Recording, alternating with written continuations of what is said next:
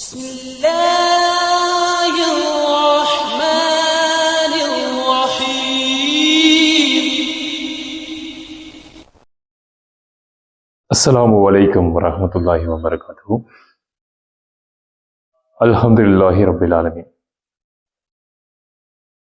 அல்லாஹ்வின் நாட்டப்படி தினசரி ஒரு தொடர் பயானாக நாம் பார்த்து வரக்கூடிய இது பாகம் 2 விண்ணுலக பயணம். அல்லாஹ்வின் தூதர் அவர்கள் விண்ணுலக பயணம் செல்வதற்கு முன்பாக சில தயார் நிலையெல்லாம் ஏற்படுத்தக்கூடியதை நாம் கடந்த பயானிலே பார்த்தோம். புராக் என்கின்ற அதிவேகமான ஒரு உயிரினத்தை அல்லாஹ் ஏற்பாடு செய்து மஸ்ஜிதுல் ஹராமிலிருந்து மஸ்ஜிதுல் அக்ஸாவை நோக்கி நபிகள் நாயகம் ஸல்லல்லாஹு அலைஹி வஸல்லம் அவர்களை அழைத்து செல்கிறான். இப்போ அந்த புராக் என்ன ஆகுதுன்னு கேட்டீங்கன்னா, மஸ்ஜிதுல் அக்ஸாக்கு வந்தாச்சு. நபிமார்கள் எல்லாம் தன் வாகனங்களை கட்டக்கூடிய இடத்திலே அந்த புராக்கை கட்டினார்கள் என்கின்ற செய்தி வரும். இப்போ அந்த அளவுக்கு அதிவேகமாக இப்ப தன் பார்வைகளை எங்கு எட்டுகிறதோ அவ்வளவு தூரம் தன் கால் குழம்புகளை வைக்கக்கூடிய அந்த புராக்கினுடைய வேகமானது வேகமாக அவரை கொண்டு போய் எங்க சேர்த்திருச்சு? மஸ்ஜிதுல் அக்ஸாவில் சேர்த்திருச்சு. இன்றைய காலகட்டத்தில் அந்த மாதிரி பயணம் செய்ய முடியாது. அது அல்லாஹ்வுடைய நாட்டம் இருந்து அந்த ஒரு உதவி, அல்லாஹ்வின் உதவி அல்லாஹ்வின் தூதருக்கு கிடைச்சிச்சு, நபிகள் நாயகம் ஸல்லல்லாஹு அலைஹி வஸல்லம் அவருக்கு கிடைச்சிச்சு. இப்போ அதே போல இன்னொரு செய்தியை திருமறை குர்ஆனில் சொல்லும் பொழுது கூடுதலாக நாம் அந்த செய்தியை தெரிந்து கொள்ளலாம். என்னன்னு சொன்னா, திருமறை குர்ஆன்ல அல்லாஹ் சொல்கிறான், வலக்கத் ஆதைனா மூசல் கிதாப ஃபலா தகுன் ஃபீ மிர்யத்தின் மில்லிகாஹி. வலக்கத் ஆதைனா மூசல் கிதாப ஃபலா தகுன் ஃபீ மிர்யத்தின் மில்லிகாஹி. நாம் மூசாவுக்கு வேதத்தை கொடுத்தோம், அவரை சந்தித்ததை குறித்து நீ சந்தேகத்தில் ஆகிவிடாதீர். என்ன சொல்றாங்கன்னா, மூசாவுக்கு நாம் வேதத்தை கொடுத்தோம், அவரை நீர் சந்தித்ததில் சந்தேகத்தில் ஆகிவிடாதீர் அப்படின்னு சொல்லும் போது அவர் நான் உங்களை சந்திக்க வைத்தது உண்மைங்கிறாங்க. எந்த நேரத்துல? இந்த விண்ணுலக பயணம் செல்வதற்கு முன்பாக இங்கிருந்து மஸ்ஜிதுல் அக்ஸாவுக்கு போனாங்க இல்லையா, அந்த இடத்துல சில சந்திப்புகளை எல்லாம் அல்லாஹ் ஏற்பாடு செய்கிறான். அதுல என்னென்ன சந்திப்பு? மூசா அலைஹிஸ்ஸலாமை சந்திக்கிறாங்க, ஈசா அலைஹிஸ்ஸலாமை சந்திக்கிறாங்க. அடுத்தது இந்த நரகத்தின் அதிபதி என்று சொல்லப்படக்கூடிய மாலிக் என்கின்றவரை சந்திக்கிறாங்க. அதன் தொடர்ச்சியாக பின்னாடி காலத்திலே மிகப்பெரிய குழப்பத்தை உண்டாக்கக்கூடிய பொய்யனாகிய தஜ்ஜால் என்று சொல்லப்படக்கூடிய மிகப்பெரிய குழப்பத்திற்குள்ளாக இனி வரக்கூடிய காலகட்டங்களிலே அந்த மக்களை குழப்பி அந்த இஸ்லாத்தை விட்டு கொண்டு செல்லக்கூடியவனா இருக்கக்கூடிய அவனையும் சந்திச்சேங்கிறாங்க.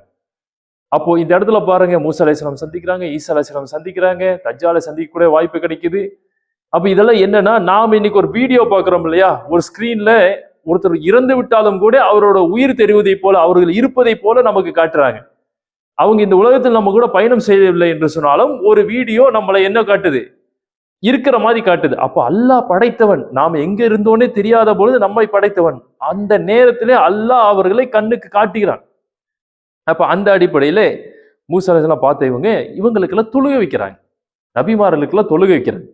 அப்படி தொழுக வைத்து தொழுகை முடித்த பிறகு இவர்தான் மாலிக், நரகத்தின் அதிபதி என்று சொல்லி காட்டுறாங்க. யாரு? ஜிப்ரீல் அலைஹிஸ்ஸலாம். அப்படி சொன்ன உடனேயே அவரை பார்த்து திரும்புகிறார் நபிகள் நாயகம் ஸல்லல்லாஹு அலைஹி வஸல்லம். அவருக்கு சலாம் சொல்லுங்கன்னு சொல்லி சொல்றாங்க ஜிப்ரீல் அலைஹிஸ்ஸலாம். சரி சலாம் சொல்லுவோமேன்னு சொல்லி திரும்பி அப்படி பார்க்கறதுக்குள்ளார மாலிக் அலைஹிஸ்ஸலாம் சலாம் சொல்லிடுறாங்க.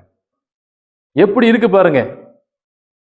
டக்குன்னு யாரா சலாம் சொல்வதில் முந்திக் கொள்ளுகிறார்கள் என்று பார்ப்பதை போல மாலிக் அலைஹிஸ்ஸலாம் என்ன செய்யறாங்க? டக்குன்னு சலாம் சொல்லிடுறாங்க. அப்போ இந்த இடத்துல நாம் சிந்திக்க வேண்டியது இருக்கு, இவர் தான் நரகத்தின் அதிபதி.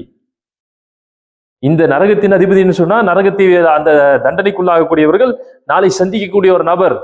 இவருக்கு சலாம் சொல்லுங்கன்னு உடனே அவர் டக்குன்னு சலாம இவர் சொல்றதுக்கு முன்னாடி அவர் சொல்லிக்கிறாருன்னு சொன்னா எந்த அளவுக்கு இந்த மார்க்கத்துல நாம இன்னைக்கு இந்த உலகத்தில் இருந்து சலாம் சொல்வதற்கான நன்மைகளை எல்லாம் பார்த்து கொண்டிருக்கோம். அறிந்தோருக்கும் அறியாதோருக்கும் சலாம் சொல்றோம், எத்தனையோ நன்மைகள், உங்களுக்கு அல்லாஹ்வின் சாந்தி உண்டாகட்டும் சொல்றோம்.